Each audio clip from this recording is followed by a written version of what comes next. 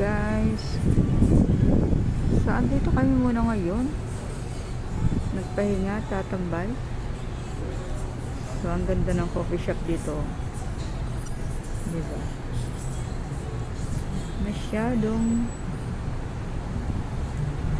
special yung dating ng coffee shop dito.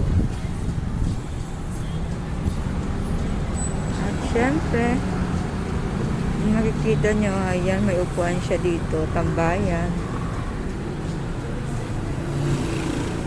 Presko ng puno. Hindi ba guys? Pero yung ganda ng ganyan, no? Pag may sa bahay may ganito.